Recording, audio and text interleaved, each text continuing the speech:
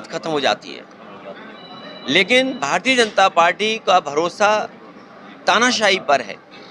Hitler ने कभी troopers बनाए थे, अपने पॉलिटिकल वर्कर्स को पुलिस की वर्दी पहना करके वो जो चाहता था वो हिटलर करवाता था। ये जो सेनाएं दिखाई दे रही हैं, ये मुख्यमंत्री जी के इशारे पर सेनाएं हैं, और ये जो कुछ हो रहा है ये सब कुछ सरकार के इशारे पर हो रहा है, और संविधान ही हमारी ढाल है। जहां तक इतिहास की बात है, मैंने कई मौकों पर कहा और फिर कहता हूं मैं आपसे कि इतिहास को इतिहास ही रहने देना चाहिए।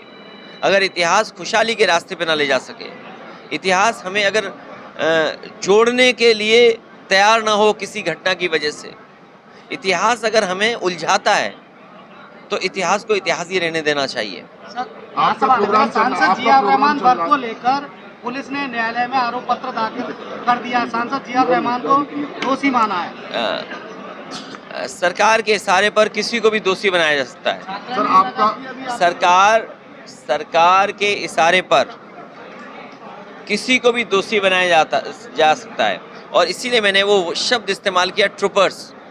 मुझे उम्मीद है सबके मोबाइल में AI से संबंधित ऐप होंगे और गूगल आप सब चला लेते हो।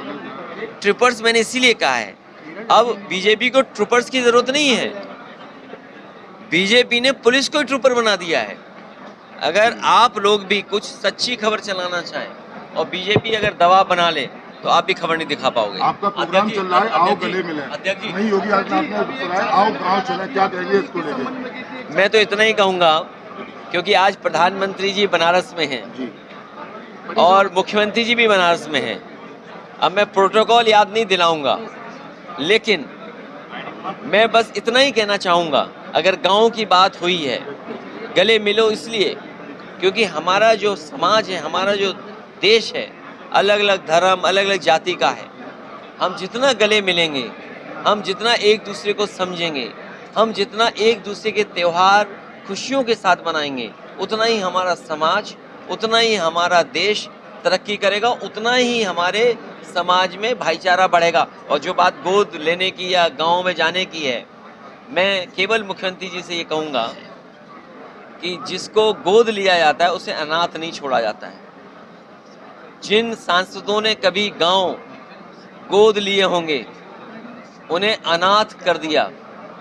इसलिए मैं भारतीय जनता पार्टी को कहना चाहूँगा, उनके लीडर्स को कहना चाहूँगा कि जो गांव गोद लिए जाते हैं उनको अनाथ नहीं छोड़ा जाता है। आप मानते हैं अभी भी शासन और सुशासन की उत्तर प्रदेश चल रहा है क्या?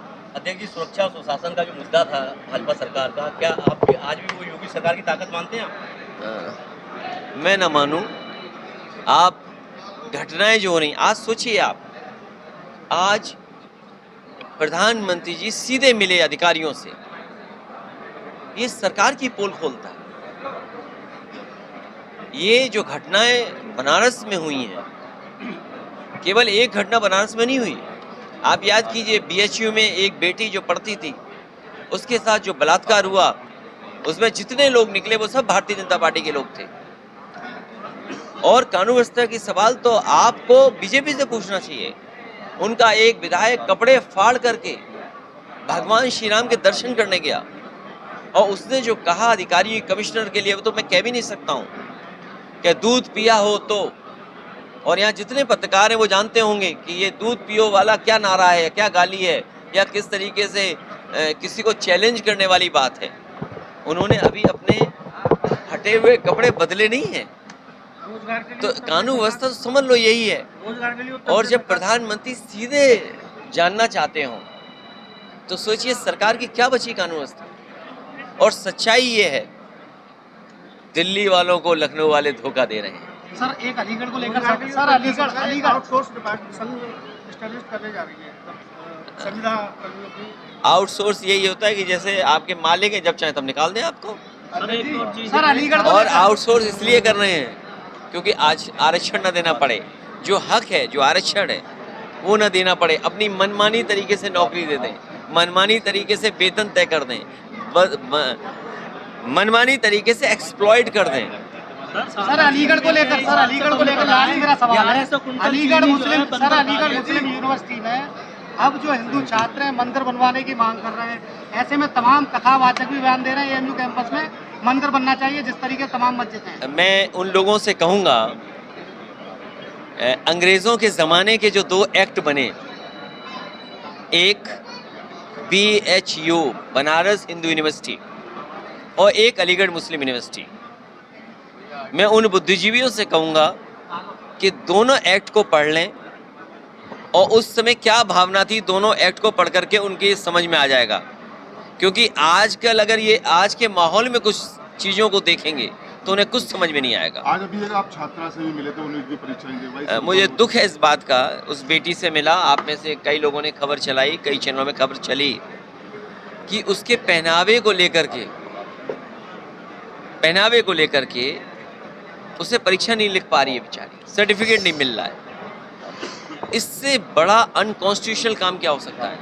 तभी हमने कहा कि संविधान हमारी ढाल है और ये सरकार और सरकार के अधिकारी संविधान को नहीं मान सकते। इससे बड़ा उदाहरण क्या हो सकता है कि जो कानून, जो संविधान हमें व्यवस्था देता है, जिस संविधान की वजह से हमें हक सम्मान मिल रहा है, वो हमें अधिकारी दे ही नहीं रहे सम्मान। अगर उसका भविष्य अंधकार में जा रहा है तो उसके लिए भारतीय जनता पार्टी की सरकार दोषी है, यहाँ के अधिकारी दोषी हैं कि जिसकी वजह से उसका भविष्य अंधकार में जा रहा है। वक्फ बोर्ड के खिलाफ हैं हम लोग। जिस तरीके से वो बिल आया है उस बिल को हम लोग कभी स्वीकार नहीं कर सकते। भारतीय जनता पार्टी के बिल को हम कभी स्वीकार नहीं कर सकते।